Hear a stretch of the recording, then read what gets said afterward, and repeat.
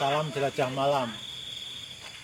Pada malam hari ini kita berada di Desa Regisari, Kecamatan Rowokole, tepatnya di tempat wisata ini ya, Bukit Pengantin. Seperti apa cerita asal mula Bukit Pengantin ini? Mari kita ikuti penelusuran kita dengan Mas Eko sebagai pengurus tempat ini.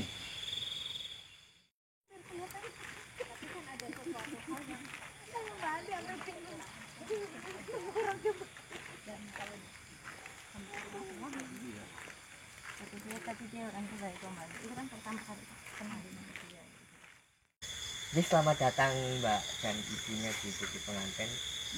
Biar pengantar untuk informasi panjenengan bahwa Bukit Pengantin ini mungkin lebih baik sambil jalan ya, boleh ya. Secara geografis ini rupanya di Desa Regisari. Regisari berarti pegunungan, Sari itu saripatinya.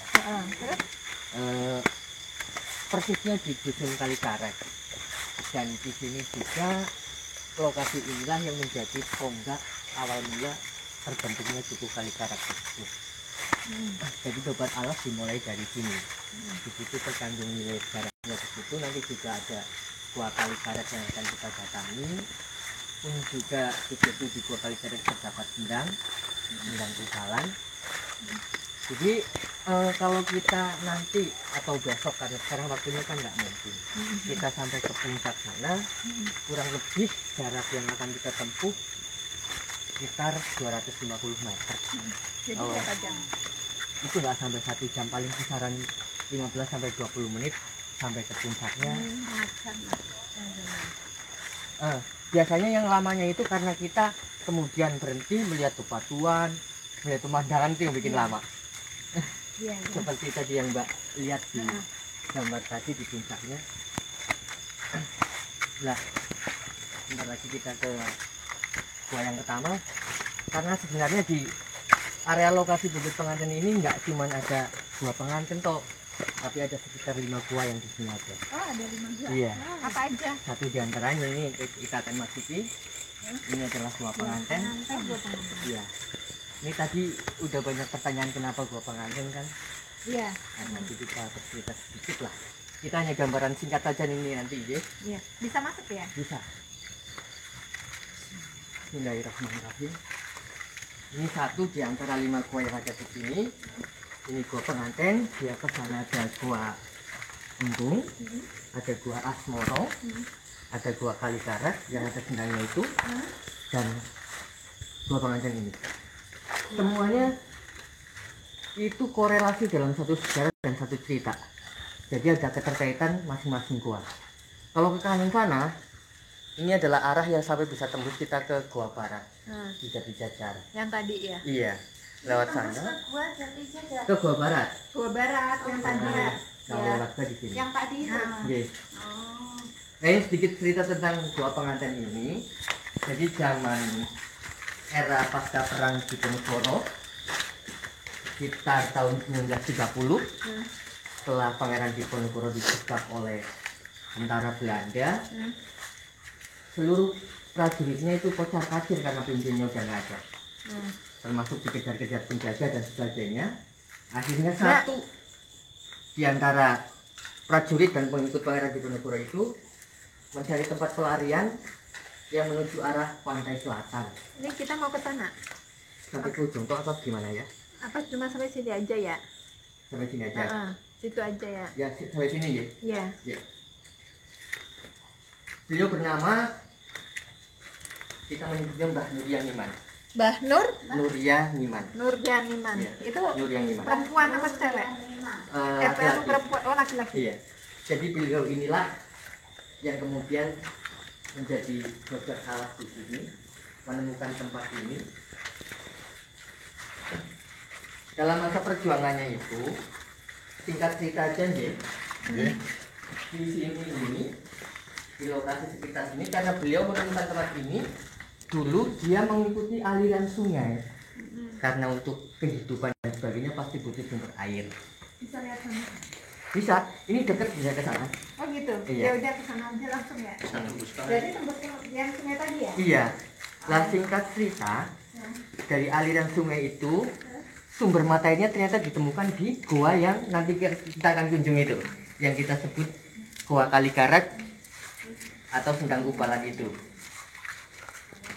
Nah, berawal dari sana kemudian melihat lokasi di sini yang rindang, yang dirasa aman dari kejaran penjajah, yang dirasa aman, beliau memutuskan untuk tinggal di sini, menyusun strategi untuk bergerilya melawan Belanda, pun juga mulai menyebarkan ajaran Islam di sini. Itu singkat ceritanya seperti itu. Ya kemudian kenapa kok hubungannya dengan Gua Pengantin dan Bukit Pengantin? Dikarenakan satu dari ajaran syariat Islam adalah mengajarkan supaya kalau ada pasangan yang saling jatuh cinta, itu supaya tertata. Sambil dia menyebarkan ajaran Islam itu, secara Islam, secara syariah harus ada ikatan pernikahan ijab kabul. Lah, karena resepsi rame, toh juga sekarang masih rame, apalagi zaman itu masih baru, untuk menghindari mata-mata dan kecurigaan Belanda, beliau memutuskan setiap resepsinya diselenggarakan di dalam Gua gua. ini. Itu yang masuk sini harus ada pasangan apa enggak? Oh yang enggak sekarang. Waktu itu pun sebenarnya juga enggak, cuman Ketemu menurut ya? ceritanya memang untuk resepsi ijab kabulnya Di sini. diadakan di gua untuk menghindari itu semua. Setelah Istilahnya kalau zaman sekarang itu gedung. iya gedung duwe gawe hotel Nah lah ini gedungnya zaman Iya, dulu. Gedung Berarti resepsinya. besok Iya. resepsinya di sini aja. Di sini aja biar murah meriah. Mas Eko Bawa- besok cita-cita Dan setelah resepsi itu ijab kabul itu kan banyak orang datang. Nah, Setelah selesai acara tersebut, lah ini beliau nggak jadi ke sana. ini malam gini lah jalanannya kemarin kan sempat lewat sana Ji. Kayaknya lebih baik Iya, kita turun beda. lagi. Oh gitu. Mungkin. Iya. Mungkin besok nek jenengan punya rezeki waktu dan kesempatan main lagi ke sini supaya lebih panjang dan lebih puas. Tapi jangan lewat yang tadi lagi ya. Itu beda Gua jalan. Barat. Ya nyambung soal cerita yang tadi Ji. Setelah resepsi itu, setelah nikah dimanfaatkan oleh beliau Mbah Setianiman untuk menyusun strategi dan berdakwah tentang ajaran-ajaran yang dia bawa. Itu singkat cerita di Gua Pengantin ini. Besok nih ada kesempatan lebih panjang lagi waktunya, akan saya ceritakan korelasi dari masing-masing gua itu apa sih. Karena seperti satu contoh misalnya di atas sana ada Gua Asmoro, ada Gua Embung. Itu dalam prosesi pernikahan tadi adalah tempat-tempat semacam untuk memingit calon mempelai itu. Iya, Itu gua apa Asmoro? iya. Namanya gua Asmoro. Iya. Nah, aku sudah bedek. Sudah bedek saya. Walaupun saya tidak tahu nih, Lah, tapi ini saya sedikit tahu. lah. Nih kalau ke sana Kemudian- ini kemana ini? Ini ke puncak bukit yang tadi saya katakan yang, Yang tadi, berjarak puncak sekitar atas 250 Next time meter aja. itu. Ini next time aja mungkin ya. Ya kita Berarti ini lanjut besok aja Besok. Tadi ada gambarannya ada di banner di bawah itu loh. Ya. Lah, ini yang karena kita akan mendatangi Gua Kalikarak Sendang Ubalan, korelasi di sini adalah Kalikarak itu terbentuknya tadi juga karena gua itu. Oh gitu. Jadi pada zamannya beliau Nur Yang Ngiman ini di Jawa kan kalau sungai itu disebutnya dengan kali. Ya, di kali. Nah, di kali itu pada era itu banyak ikan yang ukurannya super lah Iya. dan kejernihan airnya itu membuat Mbah Nur Yang Ngiman itu takjub. Saking takjubnya sampai bulu kuduknya merinding. Bahasa Jawanya mengkorok gitu loh, sampai Iya. mengkorok. Nah dari situ kemudian lahir nama Kali Korok. Bener ya. Cuman karena ada di suatu bahasa sekarang kita kenal menjadi Kalikarak. Nah, lah satu di antara fungsi sendang tersebut adalah selain dari jadi sumber mata air untuk seluruh penduduk seluruh desa. Memang sumber mata air itu tidak pernah kering mas. Ya. Nggak peduli musim, nggak peduli pilihan presiden, Tetap pokoknya ada tetap airnya ada ya. terus airnya. Fungsi atau kegunaan lain adalah saat prosesi pernikahan itu tadi sebelum mempelai menikah Iya. itu disucikan, dimandikan di sendang Oh, tersebut. seperti itu ya. Iya. Ya semacam nyun sewu lah, Ritual semacam gitulah. ritual atau Ritual baptis dan pembersihan. sebagainya seperti itu. Nanti kita sebentar lagi akan menuju ke sendang tersebut. Itu singkat ceritanya, nggih. Nggih. Hanya singkat saja ini dipersingkat banget. Siap.